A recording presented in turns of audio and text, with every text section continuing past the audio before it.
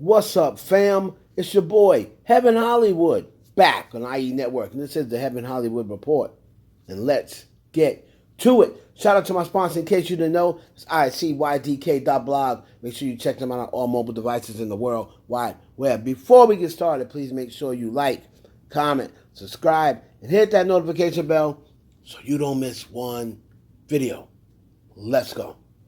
And we're going to get started off with your boy, the bodyguard, Kevin Costner. Now, his wife, Christine Baumgartner, filed for divorce on May 1st after 18 years of marriage to the Yellowstone actress. Now, I'm getting this from today. A new court filing from the estranged wife of Kevin Costner is asking the actor to provide $248,000 a month in child support for their 3 teenage children. Now, in declaration filed on June 16th, the Santa Barbara County Superior Court, obtained by NBC News, a signed first-person declaration for Christine states that she also wants Costner to continue covering the cost of their kids' private school tuition, extracurriculars, and health care expenses. Costner and Baumgarten shared 3 children, Caden, Hayes, and Grace. Now, man, this is a lot of money. She says that their marital lifestyle, including that of the children, was consistent with Kevin's long-term, exceedingly high income. Now, currently on the show Yellowstone, Kevin Costner is making a whopping $1.3 million per episode, and his net worth as of June 1st, 2023 was $250 million. So she's asking for over 200 grand a month, in child support. Now, again, that's a ton of money. You're making, to have 3 kids, they're all teenagers. I'm sure that she still has money he's probably already put away money for their college education. At least I would think he would. But we'll have to see how that is. Now, remember, this divorce is getting ugly because Kevin Costner, he accused his wife of extracurricular marriage activities. Now, he accused Daniel Starr, who was living on their premises as a tenant. He accused Daniel Starr. There was a rumor that he had a confrontation with Daniel Starr, and he went up to him and asked him about him spending exceedingly amount of time with his wife while he was off filming. Now, Daniel Starr was leaving a Starbucks in Ventura Wednesday. Photographers from TMZ called up to him and asked him point blank if he ever hooked up with Miss Baumgartner, and he said strictly it was a tenant relationship. He never hooked up with her, said they were just being friendly to one another. He said there's no beef. According to him, there was never a problem with Kevin. He denied the confrontation, and even though he moved out a few months before his 12-month lease was set to end, he said he only had a landlord-tenant relationship with Kevin, and he's hoping the estranged couple can resolve their divorce amicably for the sake of their children. So we'll see down the line whether that was true or not. These things happen more times than none. Kevin off filming, him and the wife having issues. Some young buck is running around their complex, but people were saying that they were seen being real friendly to each other, but he denied anything ever happened. So we'll see. Hopefully, prayers to everyone involved. We'll keep you updated. Moving on to Megan Thee Stallion, and I'm just going to say this about Megan Thee Stallion. I have to commend her for how she's handled this entire situation. It could not be easy. She's virtually by herself in this world. Her mother not here anymore. Grandmother not here anymore. Faced a time where a lot of people turned against her. And I just have to shout Megan out for the way she's handled herself in this situation. That being said, I have to add this on. It's time for now the Tory Lane fans or whatever to lay off Megan. We went through the court process. I didn't say anything about this. I haven't been saying anything. You know what? I've been online or what have you, going back and forth. But this is my first time really speaking out about this whole entire thing since the decision. Here's the deal. We went through due process.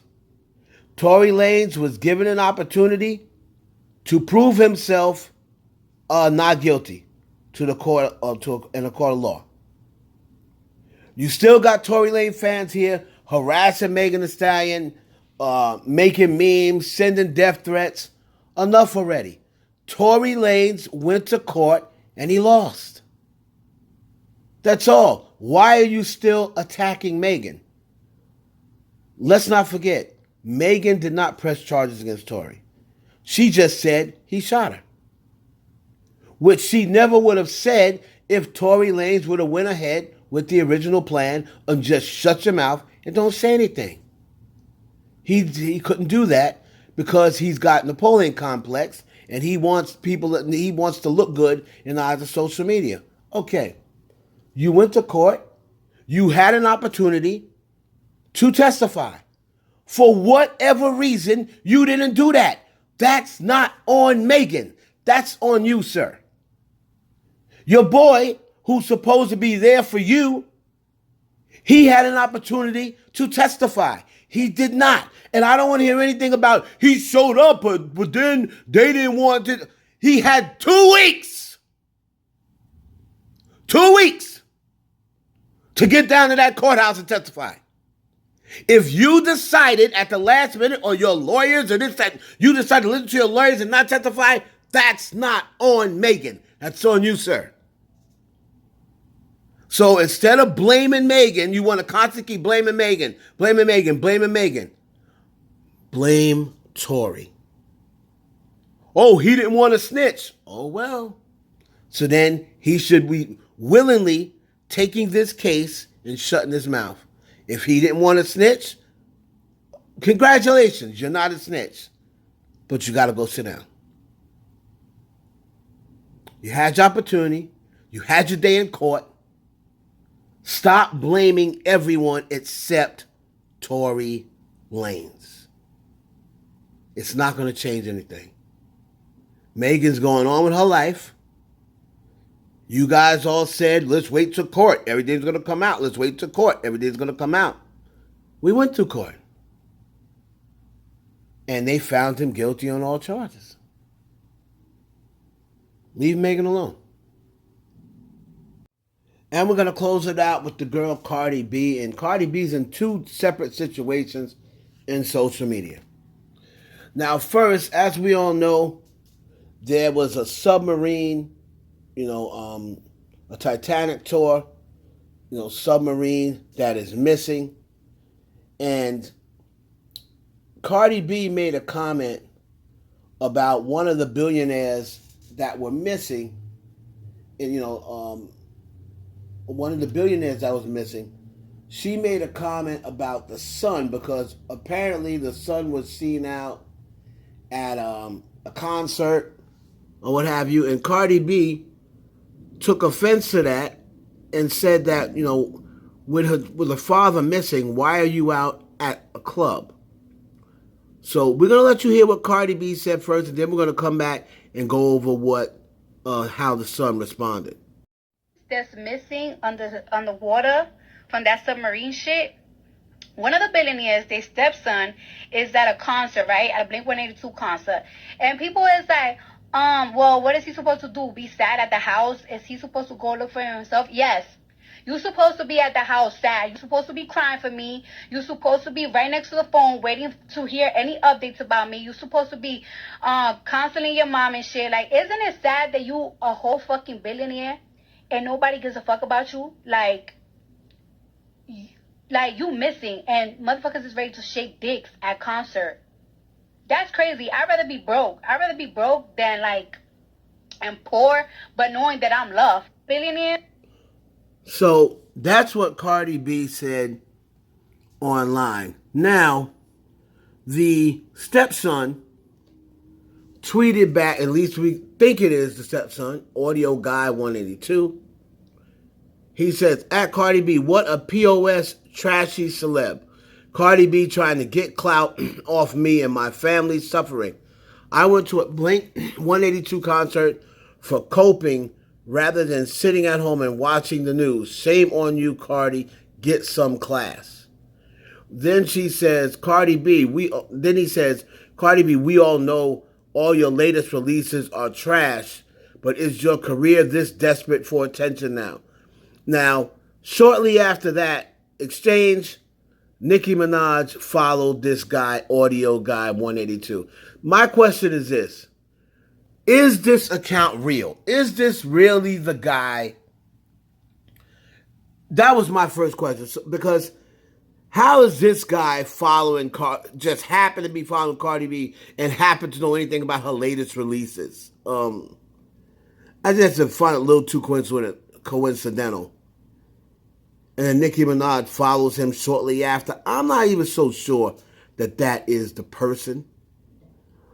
But here's my thought on that. Let's see if it was. Do I think Cardi B has a point? She might. She probably does have a point. I'm sure some people look at it that way. Would I have said something? Absolutely not. Because you really can't judge, and I'm going to be fair down the middle. Everybody knows I love Cardi B, but I call people out, right? Because I'm going to be fair. I really don't think Cardi B should have spoke on that at all. It's really not our business, first thing. The second thing is, we really can't tell people how to grieve. Now, would I grieve that way? Hell no. I'd be sitting home, exactly what Cardi B said. I would be sitting home waiting for news. But, again, we don't know the situation to their relationship. How do we know that this guy don't hate this dude, this stepson, or this stepson? How do we know he don't hate his stepfather? Who knows? I mean, and once again, you really can't tell people how to grieve and say, well, they're not grieving because they are this. Didn't we just do that with DC Fly? When he's telling jokes at his fiance funeral, people said, oh, he doesn't seem sad enough. Well, you can't tell people how to grieve. So I think this is kind of like the same thing. Like, I don't really think Cardi B should have said something on that case, even though I get her point. But I'm not even so sure that this dude is the real dude. We'll have to find out. But again, I get her point, but I wouldn't have said nothing in that situation. Then that led to Tasha K.